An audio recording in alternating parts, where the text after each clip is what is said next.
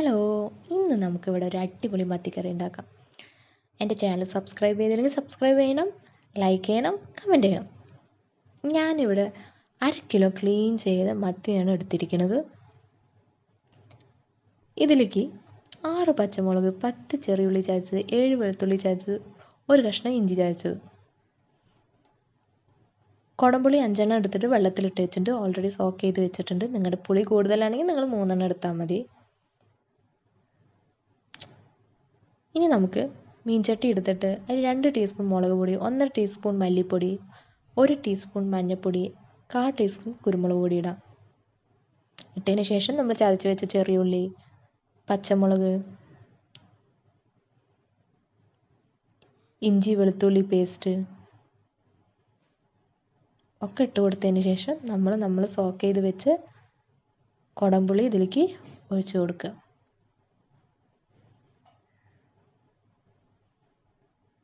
ഒഴിച്ച് കൊടുത്തതിന് ശേഷം നമുക്ക് കുറച്ച് കറിവേപ്പില മേലെ തൂവി കൊടുക്കാം. പിന്നെ 2 ടീസ്പൂൺ വെളിച്ചെണ്ണ ഇതിൻ്റെ മേലെ കൂടെ ഒഴിച്ച് കൊടുക്കാം. നല്ല സ്മെല്ലായിരിക്കും. ഇനി നമുക്ക് ആവശ്യത്തിന് ഉപ്പിട്ട് കൊടുക്കാം. ഉപ്പിട്ടതിന് ശേഷം നമുക്ക് നന്നായി നിരടി കൊടുക്കാം.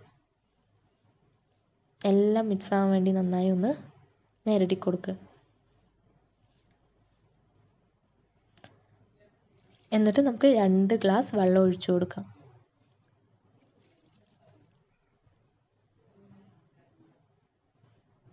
ഒഴിച്ചു കൊടുത്തതിന് ശേഷം നമുക്കിനി ഇത് കുക്ക് ചെയ്യാം.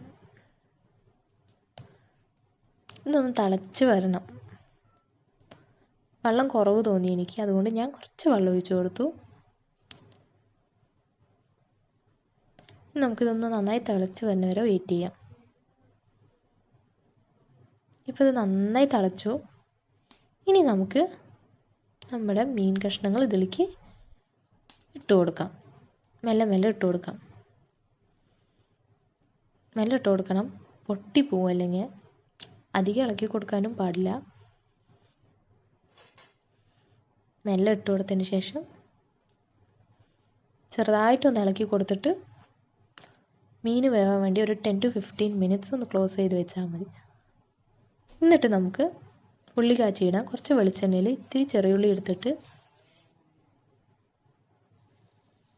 നന്നായി ഒന്ന് മുരിച്ചെടുക്കാം. ഇതിലേക്ക് നമുക്ക്